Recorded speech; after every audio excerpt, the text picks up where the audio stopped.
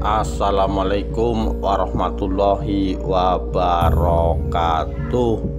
Rahayu Rahayu Sagung Dumadi. Kehebatan Mahapatih Gajah Mada.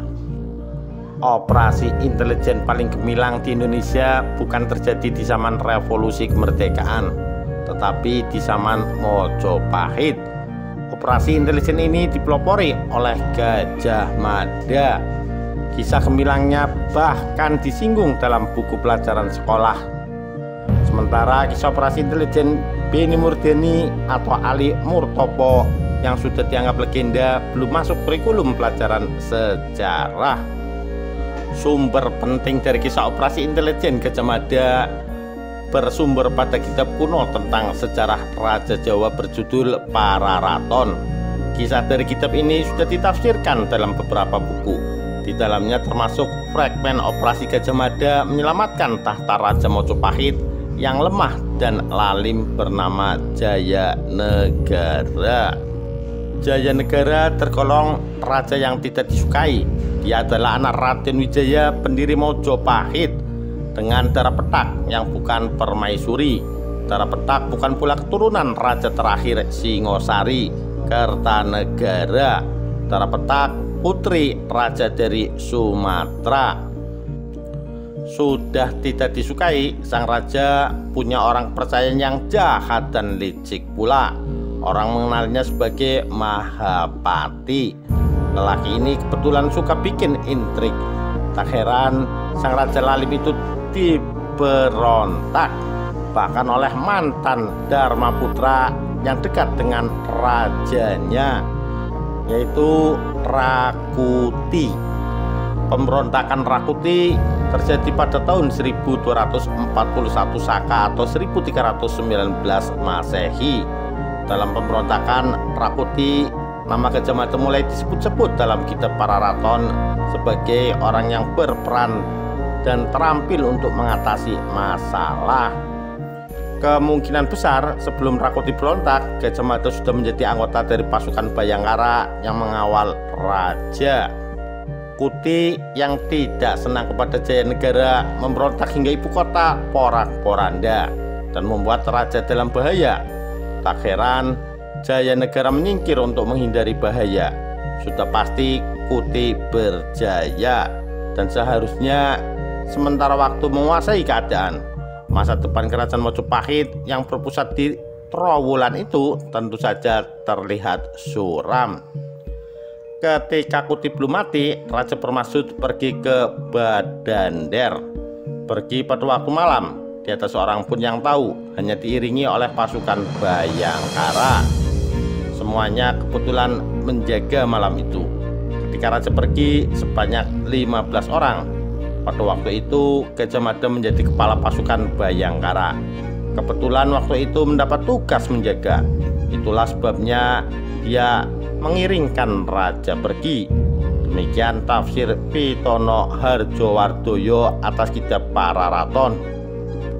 Ditambah Gajah Mada, jumlah pengawal menjadi 16 orang.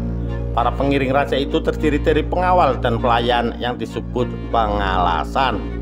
Waktu bekal Gajah Mada memberi bantuan kepada Raja Sri Jayanegara dalam pemberontakan Dharma Putra Rakuti, maka dia tak gentar sedikit pun.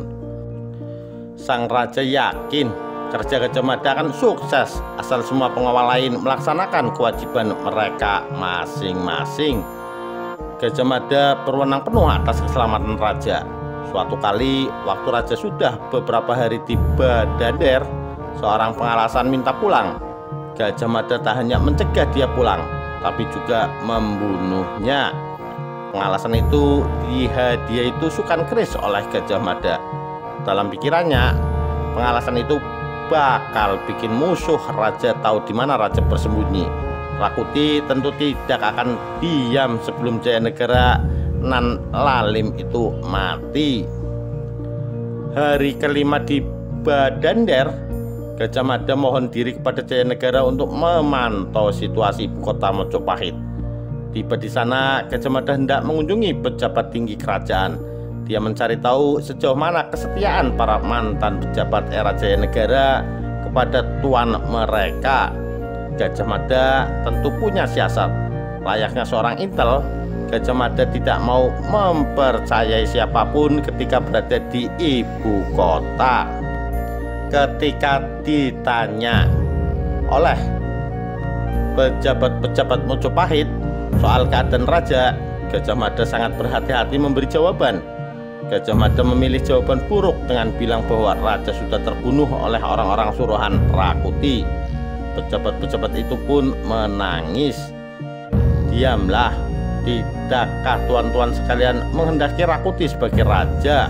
Hardi Gajah Mada seperti digambarkan Slamet Muljana dalam Menuju Puncak Kemegahan, sejarah Kerajaan Majapahit. Kepada Gajah Mada, para pejabat itu bilang, "Apa katamu? Ya bukanlah tuan kita." Maka tercerahlah pandangan Gajah Mada dalam situasi yang tidak menyenangkan itu. Terkait hal itu, Slamet Muljana mencatat, "Taulah sekarang Gajah Mada bahwa para pembesar dan warga kota Majapahit tidak suka kepada Kuti dan masih cinta kepada Raja Jayanegara." Tak lupa, Gajah Mada meminta kesanggupan mereka untuk melawan Rakuti. Operasi intelijen yang dilakukan Gajah Mada ini sebetulnya menentukan masa depan Mojopahit. Dengan atau tanpa Gajah Mada, operasi macam ini perlu untuk mencari tahu bagaimana dukungan kepada raja. Dengan informasi yang diperoleh Gajah Mada, harapan dan kekuatan untuk mengalahkan Rakuti bisa dikumpulkan. Lebih lanjut, Gajah Mada juga tahu bahwa para pengikut Rakuti ternyata tidak sekuat yang dibayangkan. Bersama mantan orang terdekat raja, Rakuti pun digulung. Sayang sekali, para ratun tidak menjelaskan bagaimana caranya Rakuti akhirnya ditewaskan. Hal yang pasti adalah bahwa pemberontakan ini dapat dipadamkan berkat siasat Gajah Mada. Raja akhirnya sadar pemberontakan Kuti dan sebelumnya Semi terjadi lantaran hasutan seorang pejabat bernama Mahapati. Mahapati berarti jahat dan tukang fitnah yang kemudian ditangkap dan dihukum mati.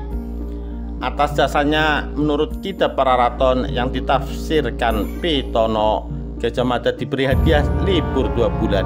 Gajah Mada yang berjasa tentu tak hanya dapat pujian, tapi juga jabatan. Setelah itu, ia dijadikan patih di Kahuripan dan Daha. Karirnya melesat mantap. Setelahnya lagi, waktu Tribuana Tunggadewi menjadi Raja Mojopahit, Gajah Mada diangkat menjadi Mahapatih. Saat itulah dia mengucapkan sumpah yang terkenal, Palapa. Demikian kisah kehebatan Mahapatih Gajah Mada. Sekian, terima kasih. Wassalamualaikum warahmatullahi wabarakatuh.